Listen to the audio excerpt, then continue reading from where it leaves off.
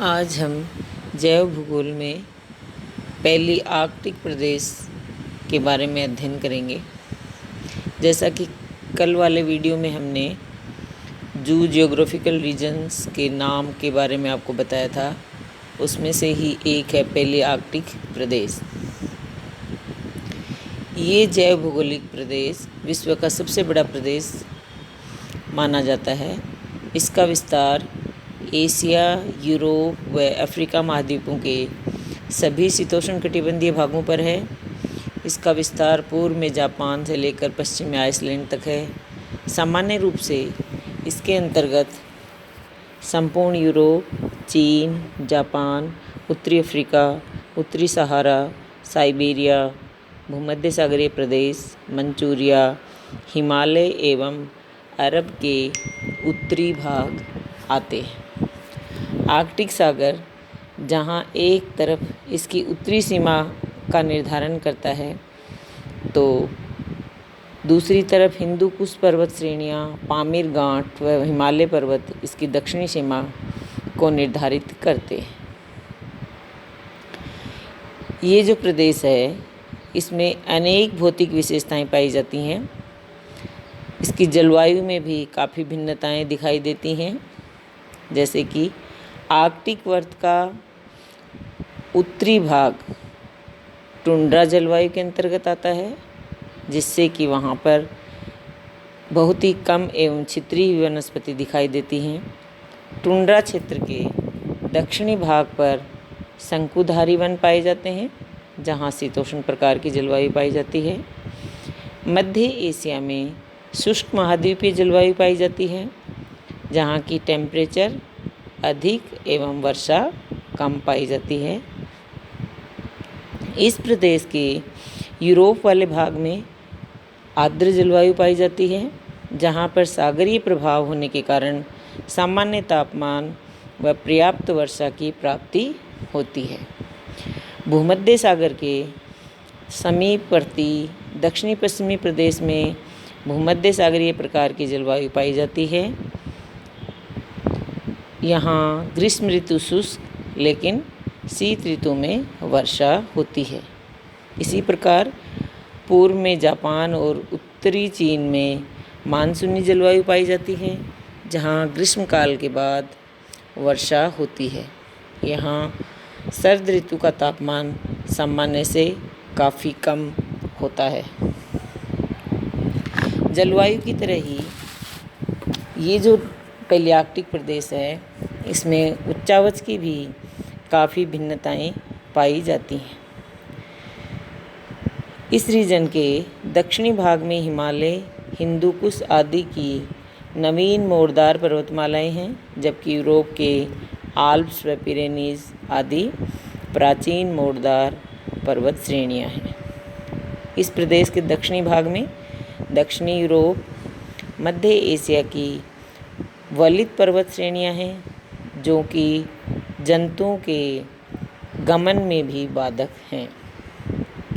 Europe की Pyrenees, Alps, Carpathian, Balkan श्रेणियां अपनी अधिक ऊंचाई और हिमाच्छादित होने के कारण उत्तर दक्षिण दिशा की ओर जीव जंतुओं की गतिशीलता में बाधक होती हैं। इस प्रदेश के दक्षिण में मध्य एशिया की तियानशान, कुनलुन, नानशान, अतलाई, पामीर और सियान पर्वत श्रेणियाँ स्थित हैं, जिनमें अंतर पर्वतीय पठार पाए जाते हैं। इस प्रदेश में दक्षिण की तरफ सहारा व अरब के गर्म रेगिस्तान पाए जाते हैं, जबकि उत्तर की ओर गोभी, तकलामकान, साइबेरिया के शीत मरुस्थल पाए जाते हैं। इस प्रदेश का उत्तरी भाग लोलैंड है, जबकि दक्षिणी भाग अरब प्रायद्वीप एक कठोर व उच्च प्राचीन दृढ़ भूखंड है। इस प्रकार उपरोक्त जो भी भिन्नताएं हैं, धरातलीय, जलवायुवीय, वानस्पतिक, इस आधार पे इसको पुनः 4 उप प्रदेशों में विभाजित किया जा सकता है। यूरोपियन उपप्रदेश, भूमध्य सागरीय उपप्रदेश, साइबेरियन उपप्रदेश और मंचूरियन उपप्रदेश।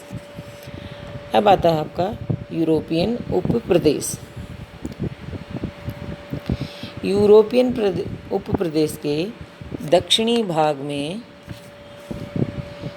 पिरेनीज, आल्प्स, बाल्कन्स, काला सागर और कॉकेसस पर्वत, पूर्वी भाग में यूराल पर्वत, कैस्पियन सागर और आयरिश सागर, पश्चिमी भाग में ब्रिटिश द्वीप व सुदूर आइसलैंड द्वीप, कैनारी द्वीप व अजोर्स द्वीप स्थित हैं। उत्तर की ओर ये उपप्रदेश धीरे धीरे आर्कटिक क्षेत्र में विलीन हो जाता है। प्रदेश के अधिकांश भाग में समुद्री कटाव के कारण खाड़ियाँ व छोटे छोटे सागर पाए जाते हैं, जिनमें बाल्टिक सागर, उत्तरी सागर, बे ऑफ बिस्के आदि महत्वपूर्ण हैं। संपूर्ण प्रदेश गल्फ स्ट्रीम गर्म जलधारा के कारण अधिक गर्म रहता है, जिसके कारण यहाँ के समुद्र जमने नहीं पाते हैं। इन्हीं अक्षांशों में स्थित अन्य भूभागों की अपेक्षा यहाँ का तापमान अधिक रहता है। वर्ष भर ये प्रदेश पछुआ हवाओं की पेटी में रहता है, जिससे यहाँ प्रति माह वर्षा होती है और वनस्पति अधिक पाई जाती है। इस प्रदेश में अधिक वर्षा के कारण नदियों का प्रवाह अधिक है और झीलों की संख्या भी यहाँ अधिक है। इस प्रदेश का अधिकांश भाग समतल एवं साधारण उच्चावच वाली लहरदार स्थलाकृति यहाँ मिलती है। यहाँ उत्तर पश्चिम में स्कैंडिनेविया की पर्वत श्रेणियाँ और मध्य यूरोप की विस्तृत आल्प्स पर्वत श्रेणियाँ स्थित हैं। यहाँ ऊंचे पहाड़ी भागों पर एल्पाइन वनस्पति मिलती है और ये भूभाग दुनिया के सघन बढ़ते हुए क्षेत्रों में से है। इसलिए मैदानी भागों को कृषि योग्य बना लिया गया है, जिसके कारण प्राकृतिक वनस्पति नष्ट हो गई और जंतु भी विलुप्त होते जा रहे हैं। फिर भी स्कैंडिनेविया, रूस, पोलैंड आदि के मैदानों और ऊंचे पहाड़ों पर कोणधारी वन पाए जाते हैं। दक्षिणी भागों में पतझड़ वाले वन पाए जाते हैं। यहाँ पाए जाने वाले जंतु जो हैं, यहाँ पाए जाने वाले जंतु में सरीसृप व उभयचर प्राणी, स्तनधारियों में यहाँ डेसमान नामक जंतु, साथ ही पूर्वी यूरोप में मॉल, श्रू, बैडजर आदि स्तनधारी मिलते हैं। यहाँ भेड़िए, लोमड़ी, ऊदबिलाव, जंगली सांड भी पाए जाते हैं। पक्षियों की कोई ऐसी जाति विशेष नहीं है जो कि यहाँ की निजी विशेषता हो। ज़्यादातर भूमध्य सागरीय प्रदेश, उत्तर अमेरिका प्रदेश और इथोपियन प्रदेश से ही मिलते जुलते हैं। और स्नो बंटिंग्स, हाउस स्पैरोज, लिनेट्स, मैगपाई, बंटिंग्स आदि बर्ड यहाँ पाए जाते हैं, जो कोणधारी प्रदेशों में रहते हैं। ठंडे आर्कटिक प्रदेशों में snowy owl, raven, lark, wagtail, dipper, wheatear आदि जातियाँ पाई जाती हैं। और सरीसृप में यहाँ सर्प व छिपकली जाति के जीव मिलते हैं, जिनकी यहाँ